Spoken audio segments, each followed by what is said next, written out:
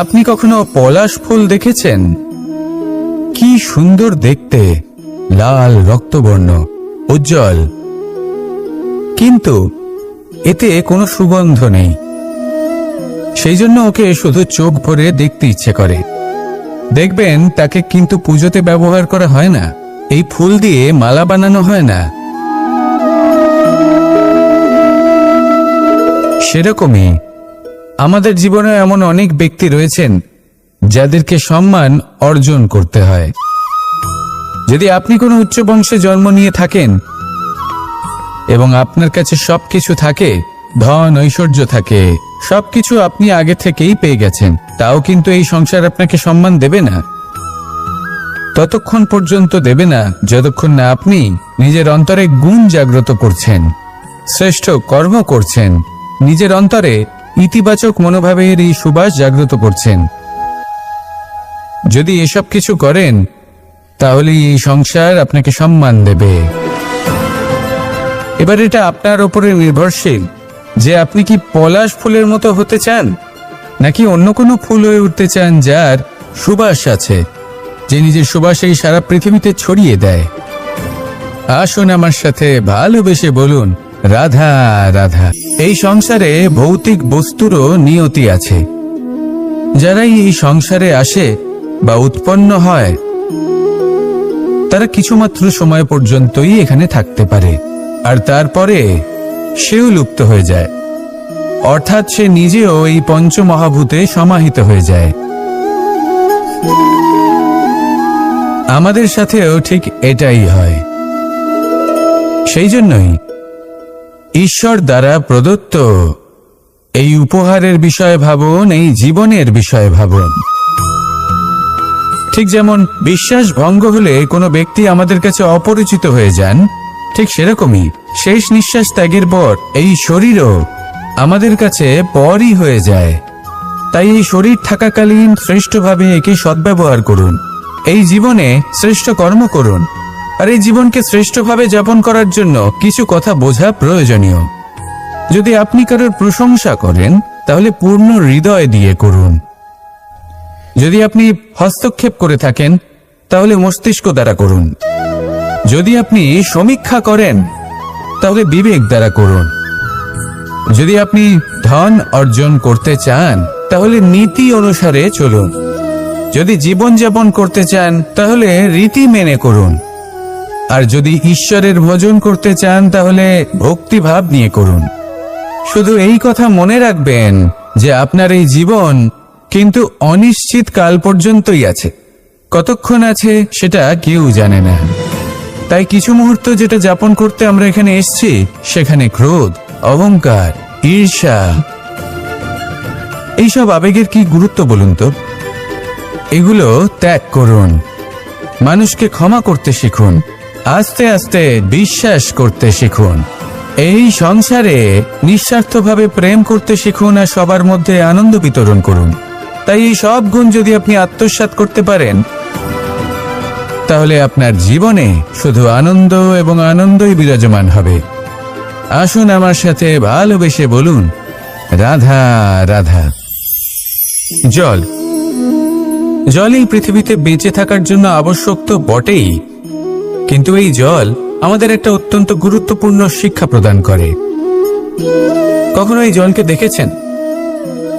যে পরিস্থিতিতেই এই জল প্রবাহিত হোক না কেন, এর উপর যা কিছুই প্রভাব থাকুক না কেন, এর পথে যতই বাধা আসুক না কেন, তার মধ্যে থেকে ও নিজের পথ ঠিক বের করে নেয়, কিন্তু নিজের প্রবাহ থামতে দেয় না, ক্রমাগত অগ্রসর হতে থাকে। সেরকমই একটা শিক্ষা যেটা আমরা জল থেকে পেয়ে থাকি তা হলো এটা, আমরা যখন জলের দিকে তাকাই তখন আমরা নিজের প্রতিবিম্ব দেখি, স্পষ্টভাবে দেখতে পাই। কিন্তু তখনই দেখতে পাই যখন এই জল শান্ত থাকে, স্থির থাকে। যদি এই জল অশান্ত হয়ে থাকে, স্থির না হয়, তাহলে আমরা এতে নিজের প্রতিবিম্ব দেখতে পাই না। এটাই আমাদের মনের সাথেও হয়ে থাকে। যখনই জীবনে কোনো সংকট আসে, যদি আমরা শান্ত মনে, স্থির মনে সিদ্ধান্ত নিই, তাহলে সেটা এমন একটা শীতল সিদ্ধান্ত হবে যেটা আমাদের ভবিষ্যৎকে একটা শ্রেষ্ঠ স্থানে নিয়ে যাবে। যদি মন অশান্ত হয়, বিচলিত হয়, পীড়িত হয়, দুঃখিত হয়ে থাকে, রুষ্ট হয়ে থাকে, তাহলে অনেক সময় আমরা এমন সিদ্ধান্ত নিই যেটা আমাদের জন্য অনুচিত প্রমাণিত হয়। যখন আপনি ক্রুদ্ধ ছিলেন বা দুঃখের বশে ছিলেন, তখন অনেক সময় হয়তো এমন সিদ্ধান্ত নিয়েছেন যেটার জন্য ভবিষ্যতে আপনি অনুশোচনা করেছেন। এবার দেখুন, এই আবেগগুলো থেকে আমরা পালাতে পারবো না, কিন্তু এই আবেগগুলো আপনার উপর কতটা প্রভাব ফেলবে সেটা আমরা অবশ্যই ঠিক করতে পারি। এই মনকে আমরা নিয়ন্ত্রণ করতে পারি। এটাই করুন, চিন্তা করুন, এই মনকে শান্ত রাখুন, স্থির হতে চেষ্টা করুন, আর তারপরে সিদ্ধান্ত নিন। আসুন আমার সাথে ভালোবেসে বলুন, রাধা রাধা। আপনি কি কখনো নৌকা যাত্রা করেছেন? করে না থাকলেও নিশ্চয়ই দেখেছেন যে এই জল যা নিজের অন্তরে সব কিছু সমাহিত করে নিতে পারে, এই নৌকা সেই জলের ওপরেই ভেসে থাকে। নদীর স্রোত কাটিয়ে সে সামনে অগ্রসর হয়। কিন্তু যদি এই নৌকায় কোনো ছিদ্র হয়, তাহলে কিন্তু সেই নৌকা ডুবে যাবে। আর এতে কোনো তফাৎ হবে না যে সেই ছিদ্র ছোট নাকি বড়, নৌকা ডুবে যাবে। এই ছিদ্র হলো আমাদের জীবনে আমাদের অপগুণ, আমাদের দোষ, আমাদের বিকার। কখনো এটা ভাববেন না যে এই দোষ খুবই ছোট, হইতে কিছুই যাবে আসবে না। না, সেই ছোট দোষ, সেই ছোট বিকার যদি সেটাকে শুধরে না নেন, তাহলে সেটা আপনাকে আপনার পতনের দিকে নিয়ে যাবে। শেষ পর্যন্ত এটা আপনার উপর নির্ভরশীল যে আপনি কি চান। আপনার জীবনের এই নৌকা এভাবেই ডুবে যেতে দেখবেন, নাকি নিজেকে শুধরে নিয়ে সেই নৌকার সেই ছিদ্রটাকে ভরিয়ে তুলতে চাইবেন? নির্বাচন আপনার। আসুন আমার সাথে ভালোবেসে বলুন, রাধা রাধা। আমরা সবাই পাথর দেখেছি, পর্বতও দেখেছি, শুকনো পাতাও দেখেছি, শ্যামল বনানীও দেখেছি। কখনো ভেবেছেন পাথরের অস্তিত্ব কিন্তু ততক্ষণ পর্যন্ত যতক্ষণ সে পর্বতের গায়ে আটকে থাকে। যখন সেই পর্বত থেকে সেই পাথর ভিন্ন হয়ে যায় ও নিজের অস্তিত্ব হারিয়ে ফেলে, আস্তে আস্তে কখনো পাথর কেটে বা কখনো পিষ্ট হয়ে সেই পাথর আস্তে আস্তে মাটিতে পরিণত হয় এবং পূর্ণরূপে নিজের অস্তিত্ব হারিয়ে ফেলে। এটাই পাতার সাথেও হয়। এই পাতা যতক্ষণ গাছের ডালের সাথে যুক্ত, ততক্ষণ তার অস্তিত্ব থাকে। যখনই ডাল থেকে বিচ্ছিন্ন হয়, সেও নিজের অস্তিত্ব হারিয়ে ফেলে। আর এটাই আমাদের সাথেও হয়। যতক্ষণ আমরা নিজেদের আপনজনের সাথে যুক্ত থাকি, আমাদের অস্তিত্ব বজায় থাকে। যখন আপনজনদের সাথে সম্পর্ক ছিন্ন করি, তখন আমরাও আমাদের অস্তিত্ব হারিয়ে ফেলি। এবার এই সংসারের প্রত্যেক ব্যক্তি স্বতন্ত্র থাকতে চান, আর অনেক ব্যক্তি স্বতন্ত্র থাকবেন বলে আপনজনদের দূরে করে দেন আর তাদের সাথে এই সম্পর্ক ছিন্ন করেন। এটা কি সত্যি প্রয়োজন? আপনজনদের সাথে সম্পর্ক ছিন্ন করে নিজের অস্তিত্ব হারিয়ে ফেলা প্রয়োজনীয়, নাকি আপনজনদের সাথে সম্পর্ক বজায় রেখে নিজেদের স্বতন্ত্র করে রাখা সেটা আবশ্যক? নির্বাচন আপনারই। আসুন আমার সাথে ভালোবেসে বলুন, রাধা রাধা। আমরা প্রত্যেকেই অবশ্যই এমন সময় দেখেছি যখন অনেকগুলো সমস্যা একসাথে আমাদের জীবনে এসে পড়ে। সমস্যা আমাদের প্রত্যেকের জীবনেই থাকে। আমরা তার সমাধান খুঁজতে চেষ্টা করি, কখনো সমাধান খুঁজে পাই, আবার কখনো যতই চেষ্টা করি না কেন কোনো সমাধান খুঁজেই পাই না। আর যখন এটা হয়, তখন মানুষ অত্যন্ত বিচলিত হয়ে পড়েন। নিজের আত্মীয় স্বজন, নিজের বন্ধু বা সংসার, এদের ওপরে এই দোষ চাপিয়ে দেন যে এদের জন্যই এই সমস্যা এসেছে। এবার যদি আমি আপনাকে কোনো পরামর্শ দিই, তাহলে এটাই বলবো যে দৃষ্টিভঙ্গি পাল্টে দেখুন। এই দৃষ্টিভঙ্গি দিয়ে দেখুন যে এই সংসারে যে সমস্যাই আসুক না কেন, তার জন্য কেউ দোষী নয়, না আপনি না অন্য কেউ। এই পুরো খেলাটাই আপনার মানসিকতা, আপনার দৃষ্টিভঙ্গি, আপনার মনের। কিভাবে বোঝাচ্ছি? যখন আমাদের মন শক্ত থাকে, তখন কঠিন থেকে কঠিনতর পরিস্থিতিও আমাদের জীবনে খুব বেশি হলে প্রতিস্পর্ধা হয়ে থেকে যায়। সেখানে যদি আমাদের মন দুর্বল থাকে তখন অল্প কঠিন পরিস্থিতিও আমাদের কাছে খুব বড় সমস্যা হয়ে যায়, তাই না? একটা শক্ত মন কঠিন পরিস্থিতিকে প্রতিস্পর্ধা হিসেবে দেখে আর তার মধ্যে ওটা সুযোগ খুঁজে নেয়। আমাদের শুধু এটাই করতে হবে। এই সংসারে অন্য কাউকে দোষী মনে করলে আপনার সমস্যা দূর হয়ে যাবে না। সেই জন্য এই সংসারকে দোষ দেওয়ার বদলে এই সমস্যার মূলে চলে যান, সেটাকে বুঝুন, নিজের এই মনকে শক্ত করে তুলুন। যদি আপনার মন শক্তিশালী হয় তাহলে এই সংসারে অনেক বড় বড় কঠিন থেকে কঠিনতর পরিস্থিতিও যদি আসে, আপনার জীবনে যতই বড় বড় সমস্যা আসুক না কেন আপনার লক্ষ্য লাভে বাধা দিতে পারবে না। আসুন আমার সাথে ভালোবেসে বলুন, রাধা রাধা। কখনো এই প্রকৃতির দিকে তাকিয়ে থাকবেন। এই প্রকৃতি অনেক ধরনের শিক্ষা দেয়। কোন একটা গাছকে দেখুন কিভাবে সে মাটি থেকে জল শুষে নেয়। সে ঝড় হোক বা হোক কড়া রোদ সব সহ্য করে এবং অবশেষে সে ফল ধারণ করে। আর সেই ফল উৎপন্ন করার পরে সে ফল কিন্তু সে নিজে গ্রহণ করে না, এই সংসারকে প্রদান করে, যাতে পশু পাখি মানুষ তারা এই ফল গ্রহণ করে শক্তিশালী হয়ে উঠতে পারে, সুস্থ থাকতে পারে। সেভাবেই নদী, সরোবর এরা নিজেরাও কিন্তু নিজেদের জল গ্রহণ করে না, মাটিকে প্রদান করে, পশু পাখিকে প্রদান করে। সূর্য নিজেও নিজের জন্য প্রজ্বলিত হয় না, সে প্রকাশ ছড়িয়ে দিতে চায় আমাদের সবার কাছে, সে আলো পৌঁছে দিতে চায়। এই প্রত্যেকের কর্মে পরমার্থ নিহিত আছে, আর সেই জন্যই এদের সকলকে পুজো করা হয়। তাই মনে রাখবেন, আপনার কাছে জীবন যাপনের অতিরিক্ত যা কিছুই আছে তা পরমার্থের জন্য। তাহলে তার সদ্ব্যবহার করুন আর আমার সাথে ভালোবেসে বলুন, রাধা রাধা। পরিবর্তন, এটা হলো সৃষ্টির অমূল্য নিয়ম। এই সংসারে সবকিছু সময়ান্তরে পরিবর্তিত হয়, এই সময়ও পরিবর্তিত হয়। পরিবর্তন চিরকাল হয়ে এসেছে আর চিরকাল হতে থাকবে। কিন্তু এবার আমরা সেই পরিবর্তন কিভাবে লাভ করব যেটা আমাদের প্রয়োজন, যেটা আমরা চাই? আমরা জীবনে বিকাশ চাই। এই বিকাশ কিভাবে লাভ করতে পারি? এই প্রকৃতি কিন্তু আমাদের অত্যন্ত উত্তম উদাহরণ দিয়ে বুঝিয়েছে। একটি বিন্দুর উদাহরণ দিয়েছে যা ভবিষ্যতে একটা বিশাল নদীর আকার ধারণ করে। এটা কিভাবে হয়? মেঘ থেকে একটি বিন্দু ঝরে পড়ে সেই পর্বতের ওপর যেখানে হিম আছে। সেই হিমের সংস্পর্শে আসা মাত্র সেই বিন্দুর সাথে আরো বেশ কিছু বিন্দু যুক্ত হয়, তারপর তারা অগ্রসর হয়, আরো কিছু বিন্দু যুক্ত হয়, আস্তে আস্তে একটা ক্ষীণ ধারার রূপ ধারণ করে এবং সেটাই ভবিষ্যতে আরো এগোতে থাকে। অনেকটা যাওয়ার পর যখন অনেক সংখ্যক বিন্দু একসাথে যুক্ত হয় তখন সেটা বিশাল নদীর আকার ধারণ করে। এবার আমরা মানুষ বলে আমাদের সাথে এই নিয়মের অন্যথা হয় তা নয়। আমরাও এই প্রকৃতির অংশ, আমাদের ক্ষেত্রেও একই নিয়ম প্রযোজ্য। যখন পরিশ্রম করে অনেক সংখ্যক বিন্দু আমরা একত্রিত করব তখনই পরিবর্তনের নদী প্রবাহিত হবে।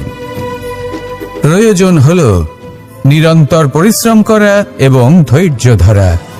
এটা করতে থাকুন, জীবনে সবকিছু লাভ করতে পারবেন। কারণ প্রকৃতি আমাদের এটাই শিখিয়েছে, আর আমরা এই ব্রহ্মরই একটি অংশ, যার দ্বারা এই ব্রহ্মাণ্ড নির্মিত। আসুন আমার সাথে ভালোবেসে বলুন, রাধা রাধা। প্রত্যেক মানুষ নিজের জীবনে দুঃখ অনুভব করেন। প্রত্যেকের দুঃখ আলাদা হতে পারে। কারোর মনে এই দুঃখ থাকে যে সে তার বাবা মায়ের সব ইচ্ছে পূরণ করতে পারেননি। কেউ এটা ভেবে দুঃখ পান যে সে চিরকাল সদাচার করেছেন, সৎকর্ম করেছেন, কিন্তু তাও তাকে দুরাচারী বলে মনে করা হয়। কেউ এটা ভেবেও দুঃখ পান যে তার সামনে যে ব্যক্তি রয়েছেন তার চোখে তিনি শত্রু হয়ে উঠেছেন বা দুষ্ট হয়ে উঠেছেন, যেখানে তিনি হয়তো কোনো অনুচিত কাজই করেননি। এবার এই সমস্ত বিষয় নিয়ে ভেবে নিজের ব্যক্তিত্ব নিয়ে সন্দেহ প্রকাশ করবেন না।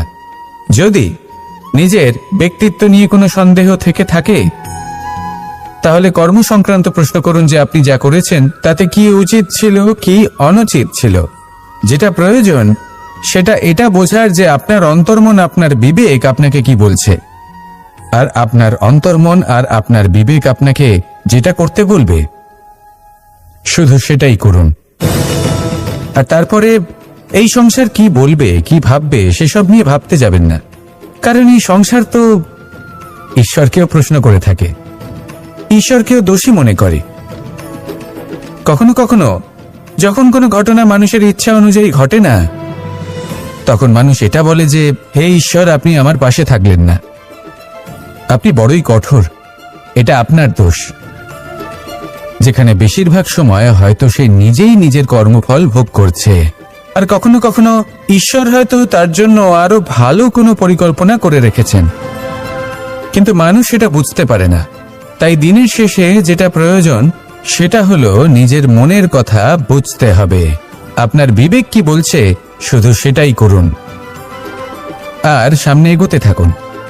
আমার সাথে ভালোবেসে বলুন রাধা রাধা। পাশা নামক এই খেলাটি আপনারা নিশ্চয়ই খেলেছেন, না খেলে থাকলে দেখেছেন, আর যদি দেখেও না থাকেন তাহলে নিশ্চিত রূপে শুনেছেন।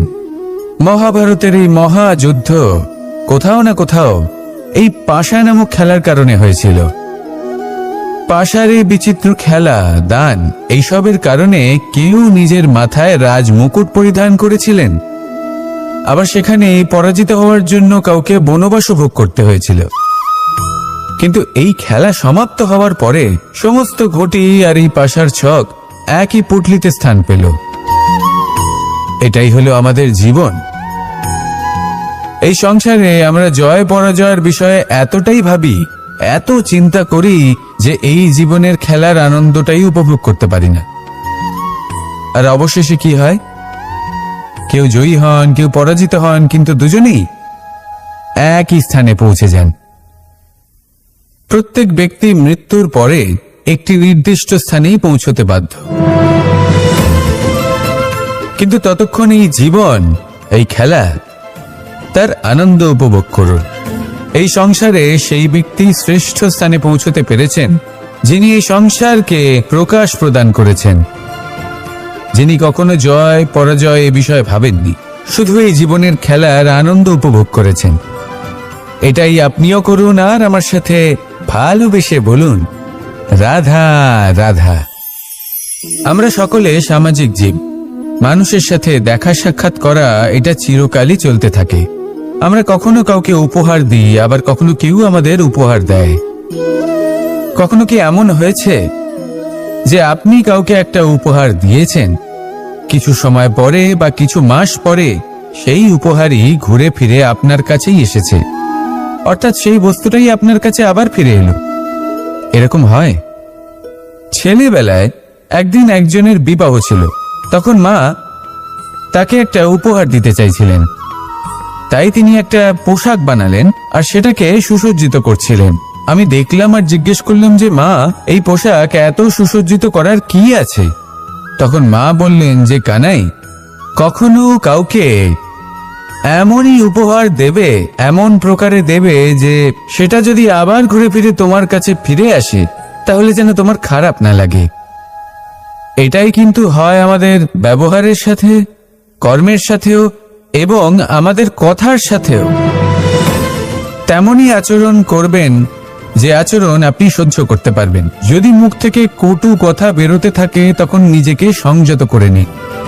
সেই শব্দের প্রয়োগ করুন যেটা আপনি তার বদলে শুনতে চাইবেন এবং আপনার দুঃখও হবে না, কারণ আপনার কর্ম এমন একটা উপহার যেটা আবার ঘুরে ফিরে ফলস্বরূপ আপনার কাছেই আসবে।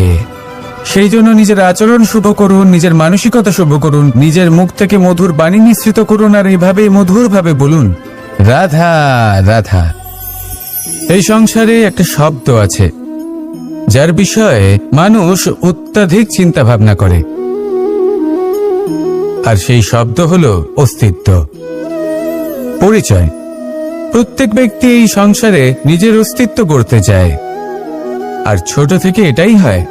যখন আমরা শ্রেণীকক্ষে যাই, পড়তে যাই, তখন আমরা এটাই ভাবি যে আমরা নিজেদের অস্তিত্ব গড়ব, সুনাম অর্জন করব। সকল ব্যক্তি যাতে এটাই বলে যে এই হলো সর্বশ্রেষ্ঠ ছাত্র, আর এটাই আমাদের পরিচয়। কার্যক্ষেত্রেও আমরা ঠিক এটাই চেষ্টা করি, পরিশ্রম করতে থাকি এবং ভবিষ্যতে গিয়ে আমরা নিজেদের পরিচয় খুঁজে পাই। পরিচয়ের সাথে সাফল্য আসে, আর সাফল্যের সাথে আসে অস্তিত্ব। আর যখন এই দুটি সংযুক্ত হয়, তখন মানুষ অসফলতার কথা ভেবে ভয়ভীত হয়ে পড়ে।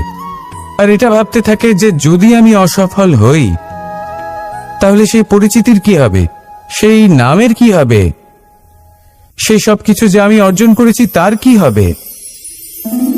সে ভয়ভীত হয়ে পড়ে, আর এই ভয়ের কারণে তার বিকাশ কোথাও না কোথাও অবরুদ্ধ হয়। সে শ্রেষ্ঠ কর্ম করা বন্ধ করে দেয় এবং শুধুই সুরক্ষিত থাকতে চেষ্টা করে। আর অসফল হলে তাতে ভয় পাওয়ার কোনো প্রয়োজন নেই, কারণ যখন আপনি সফল হন, তখনই সাফল্য আপনার পরিচয় এই সংসারের সাথে করায়। কিন্তু যখন আপনি অসফল হয়ে থাকেন, তখন এই অসফলতা এই সংসারের পরিচয় আপনার সাথে করায়, যা অত্যন্ত আবশ্যক। অসফলতা প্রত্যেকের জীবনেই আসবে, তার সম্মুখীন হন আর তার থেকে শিক্ষা লাভ করুন। কারণ যখনই আপনি অসফল হন, তখনই আপনার জ্ঞান চক্ষু উন্মুক্ত হয়। আসুন আমার সাথে ভালোবেসে বলুন, রাধা রাধা। আপনি কখনো পলাশ ফুল দেখেছেন? কি সুন্দর দেখতে, লাল রক্তবর্ণ, উজ্জ্বল, কিন্তু এতে কোনো সুগন্ধ নেই। সেই জন্য ওকে শুধু চোখ ভরে দেখতে ইচ্ছে করে। দেখবেন তাকে কিন্তু পুজোতে ব্যবহার করা হয় না, এই ফুল দিয়ে মালা বানানো হয় না। সেরকমই আমাদের জীবনে এমন অনেক ব্যক্তি রয়েছেন যাদেরকে সম্মান অর্জন করতে হয়। যদি আপনি কোনো উচ্চ বংশে জন্ম নিয়ে থাকেন এবং আপনার কাছে সবকিছু থাকে, ধন ঐশ্বর্য থাকে, সবকিছু আপনি আগে থেকেই পেয়ে গেছেন, তাও কিন্তু এই সংসার আপনাকে সম্মান দেবে না। ততক্ষণ পর্যন্ত দেবে না যতক্ষণ না আপনি নিজের অন্তরে গুণ জাগ্রত করছেন, শ্রেষ্ঠ কর্ম করছেন, নিজের অন্তরে ইতিবাচক মনোভাবের এই সুবাস জাগ্রত করছেন। যদি এসব কিছু করেন, তাহলে এই সংসার আপনাকে সম্মান দেবে। এবার এটা আপনার উপরে নির্ভরশীল যে আপনি কি পলাশ ফুলের মতো হতে চান, নাকি অন্য কোনো ফুল হয়ে উঠতে চান যার সুবাস আছে, যে নিজের সুবাস এই সারা পৃথিবীতে ছড়িয়ে দেয়। আসুন আমার সাথে ভালোবেসে বলুন, রাধা রাধা। এই সংসারে ভৌতিক বস্তুরও নিয়তি আছে। যারাই এই সংসারে আসে বা উৎপন্ন হয়, তারা কিছুমাত্র সময় পর্যন্তই এখানে থাকতে পারে, আর তারপরে সেও লুপ্ত হয়ে যায়। সেই জন্যই ঈশ্বর দ্বারা প্রদত্ত এই উপহারের বিষয়ে ভাবুন, এই জীবনের বিষয়ে ভাবুন। ঠিক যেমন বিশ্বাস ভঙ্গ হলে কোনো ব্যক্তি আমাদের কাছে অপরিচিত হয়ে যান, ঠিক সেরকমই শেষ নিঃশ্বাস ত্যাগের পর এই শরীরও আমাদের কাছে পরই হয়ে যায়। তাই এই শরীর থাকাকালীন শ্রেষ্ঠভাবে একে সদ্ব্যবহার করুন, এই জীবনে শ্রেষ্ঠ কর্ম করুন। আর এই জীবনকে শ্রেষ্ঠভাবে যাপন করার জন্য কিছু কথা বোঝা প্রয়োজনীয়। যদি আপনি কারোর প্রশংসা করেন, তাহলে পূর্ণ হৃদয় দিয়ে করুন। যদি আপনি হস্তক্ষেপ করে থাকেন, তাহলে মস্তিষ্ক দ্বারা করুন। যদি আপনি সমীক্ষা করেন, তাহলে বিবেক দ্বারা করুন। যদি আপনি ধন অর্জন করতে চান, তাহলে নীতি অনুসারে চলুন। যদি জীবনযাপন করতে চান, তাহলে রীতি মেনে করুন। আর যদি ঈশ্বরের ভজন করতে চান, তাহলে ভক্তিভাব নিয়ে করুন। শুধু এই কথা মনে রাখবেন যে আপনার এই জীবন কিন্তু অনিশ্চিত কাল পর্যন্তই আছে। কতক্ষণ আছে সেটা কেউ জানে না। তাই কিছু মুহূর্ত যেটা যাপন করতে আমরা এখানে এসেছি, সেখানে ক্রোধ, অহংকার, ঈর্ষা, এইসব আবেগের কি গুরুত্ব বলুন তো?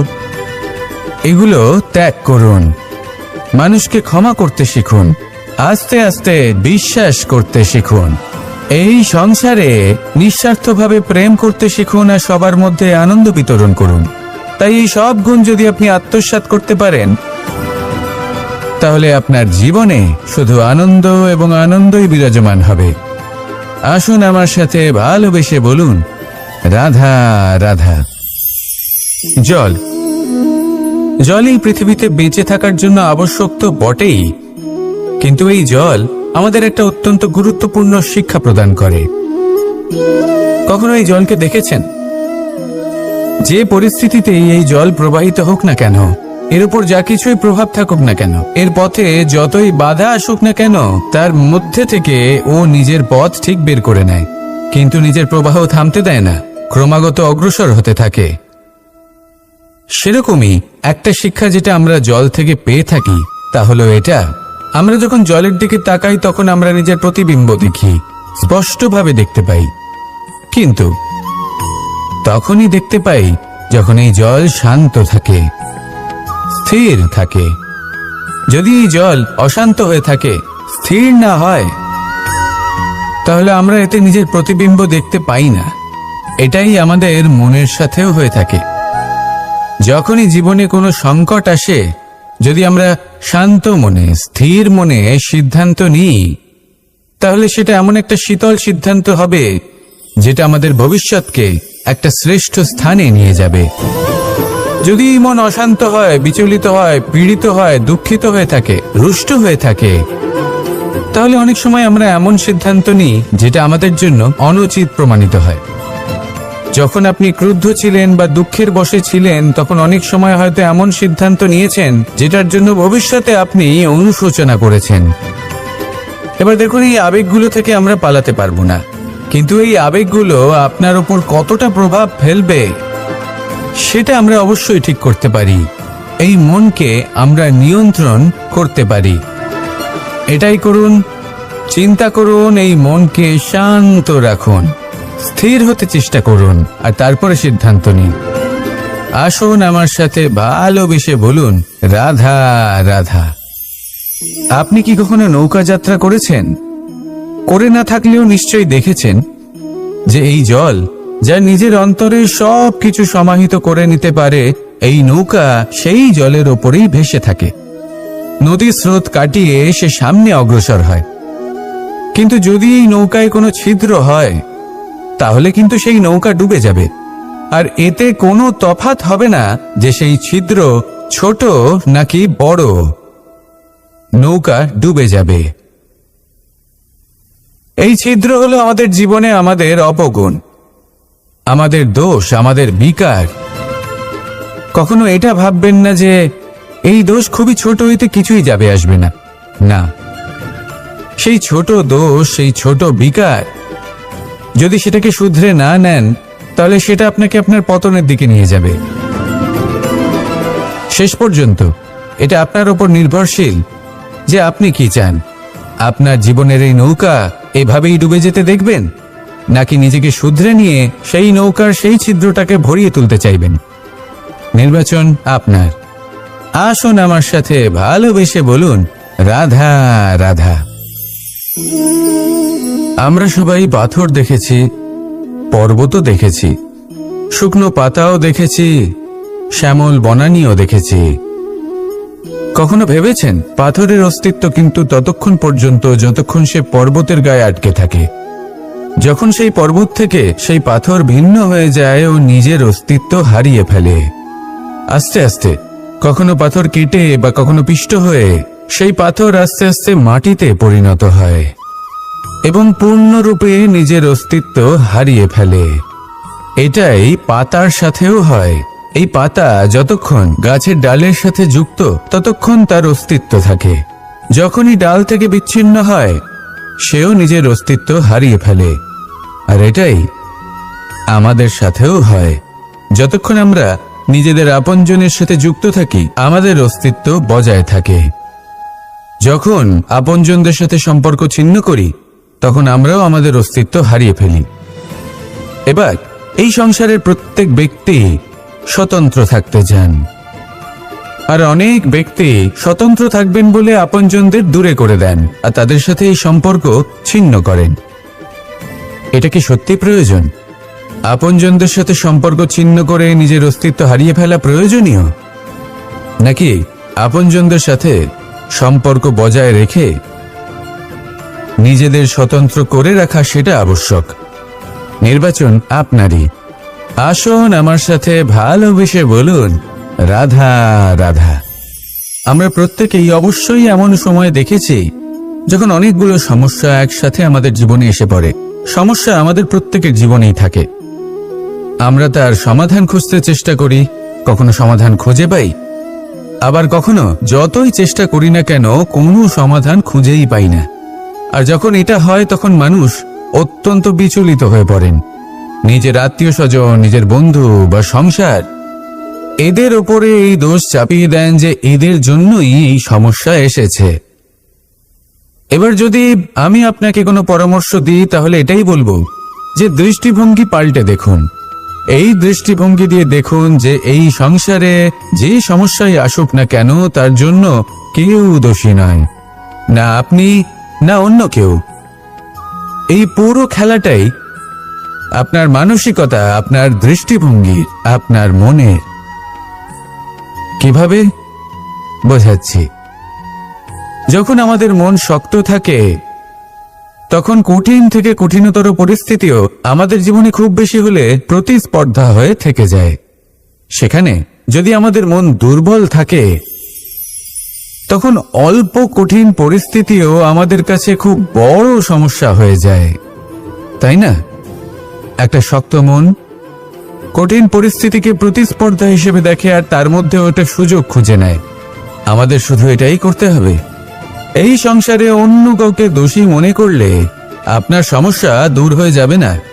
সেই জন্য এই সংসারকে দোষ দেওয়ার বদলে এই সমস্যার মূলে চলে যান, সেটাকে বুঝুন, নিজের এই মনকে শক্ত করে তুলুন। যদি আপনার মন শক্তিশালী হয় তাহলে এই সংসারে অনেক বড় বড় কঠিন থেকে কঠিনতর পরিস্থিতিও যদি আসে, আপনার জীবনে যতই বড় বড় সমস্যা আসুক না কেন আপনার লক্ষ্য লাভে বাধা দিতে পারবে না।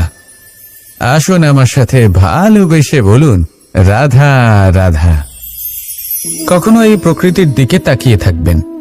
এই প্রকৃতি অনেক ধরনের শিক্ষা দেয়। কোন একটা গাছকে দেখুন কিভাবে সে মাটি থেকে জল শুষে নেয়। সে ঝড় হোক বা হোক কড়া রোদ সব সহ্য করে এবং অবশেষে সে ফল ধারণ করে। আর সেই ফল উৎপন্ন করার পরে সে ফল কিন্তু সে নিজে গ্রহণ করে না, এই সংসারকে প্রদান করে, যাতে পশু পাখি মানুষ তারা এই ফল গ্রহণ করে শক্তিশালী হয়ে উঠতে পারে, সুস্থ থাকতে পারে। সেভাবেই নদী, সরোবর এরা নিজেরাও কিন্তু নিজেদের জল গ্রহণ করে না, মাটিকে প্রদান করে, পশু পাখিকে প্রদান করে। সূর্য নিজেও নিজের জন্য প্রজ্বলিত হয় না, সে প্রকাশ ছড়িয়ে দিতে চায় আমাদের সবার কাছে, সে আলো পৌঁছে দিতে চায়। এই প্রত্যেকের কর্মে পরমার্থ নিহিত আছে, আর সেই জন্যই এদের সকলকে পুজো করা হয়। তাই মনে রাখবেন, আপনার কাছে জীবন যাপনের অতিরিক্ত যা কিছুই আছে তা পরমার্থের জন্য। তাহলে তার সদ্ব্যবহার করুন আর আমার সাথে ভালোবেসে বলুন, রাধা রাধা। পরিবর্তন, এটা হলো সৃষ্টির অমূল্য নিয়ম। এই সংসারে সবকিছু সময়ান্তরে পরিবর্তিত হয়, এই সময়ও পরিবর্তিত হয়। পরিবর্তন চিরকাল হয়ে এসেছে আর চিরকাল হতে থাকবে। কিন্তু এবার আমরা সেই পরিবর্তন কিভাবে লাভ করব যেটা আমাদের প্রয়োজন, যেটা আমরা চাই? আমরা জীবনে বিকাশ চাই। এই বিকাশ কিভাবে লাভ করতে পারি? এই প্রকৃতি কিন্তু আমাদের অত্যন্ত উত্তম উদাহরণ দিয়ে বুঝিয়েছে। একটি বিন্দুর উদাহরণ দিয়েছে যা ভবিষ্যতে একটা বিশাল নদীর আকার ধারণ করে। এটা কিভাবে হয়? মেঘ থেকে একটি বিন্দু ঝরে পড়ে সেই পর্বতের ওপর যেখানে হিম আছে। সেই হিমের সংস্পর্শে আসা মাত্র সেই বিন্দুর সাথে আরো বেশ কিছু বিন্দু যুক্ত হয়। তারপর তারা অগ্রসর হয়, আরো কিছু বিন্দু যুক্ত হয়, আস্তে আস্তে একটা ক্ষীণ ধারার রূপ ধারণ করে এবং সেটাই ভবিষ্যতে আরো এগোতে থাকে। অনেকটা যাওয়ার পর যখন অনেক সংখ্যক বিন্দু একসাথে যুক্ত হয়, তখন সেটা বিশাল নদীর আকার ধারণ করে। এবার আমরা মানুষ বলে আমাদের সাথে এই নিয়মের অন্যথা হয় তা নয়। আমরাও এই প্রকৃতির অংশ, আমাদের ক্ষেত্রেও একই নিয়ম প্রযোজ্য। যখন পরিশ্রম করে অনেক সংখ্যক বিন্দু আমরা একত্রিত করব, তখনই পরিবর্তনের নদী প্রবাহিত হবে। প্রয়োজন হল নিরন্তর পরিশ্রম করা এবং ধৈর্য ধরা। এটা করতে থাকুন, জীবনে সবকিছু লাভ করতে পারবেন। কারণ প্রকৃতি আমাদের এটাই শিখিয়েছে, আর আমরা এই ব্রহ্মরই একটি অংশ, যার দ্বারা এই ব্রহ্মাণ্ড নির্মিত। আসুন আমার সাথে ভালোবেসে বলুন, রাধা রাধা। প্রত্যেক মানুষ নিজের জীবনে দুঃখ অনুভব করেন। প্রত্যেকের দুঃখ আলাদা হতে পারে। কারোর মনে এই দুঃখ থাকে যে সে তার বাবা মায়ের সব ইচ্ছে পূরণ করতে পারেননি। কেউ এটা ভেবে দুঃখ পান যে সে চিরকাল সদাচার করেছেন, সৎকর্ম করেছেন, কিন্তু তাও তাকে দুরাচারী বলে মনে করা হয়। কেউ এটা ভেবেও দুঃখ পান যে তার সামনে যে ব্যক্তি রয়েছেন তার চোখে তিনি শত্রু হয়ে উঠেছেন বা দুষ্ট হয়ে উঠেছেন, যেখানে তিনি হয়তো কোনো অনুচিত কাজই করেননি। এবার এই সমস্ত বিষয় নিয়ে ভেবে নিজের ব্যক্তিত্ব নিয়ে সন্দেহ প্রকাশ করবেন না।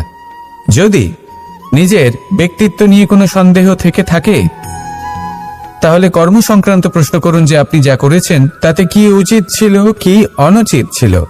যেটা প্রয়োজন সেটা এটা বোঝার যে আপনার অন্তর্মন, আপনার বিবেক আপনাকে কি বলছে, আর আপনার অন্তর্মন আর আপনার বিবেক আপনাকে যেটা করতে বলবে শুধু সেটাই করুন। আর তারপরে এই সংসার কি বলবে, কি ভাববে, সেসব নিয়ে ভাবতে যাবেন না। কারণ এই সংসার তো ঈশ্বরকেও প্রশ্ন করে থাকে, ঈশ্বরকেও দোষী মনে করে।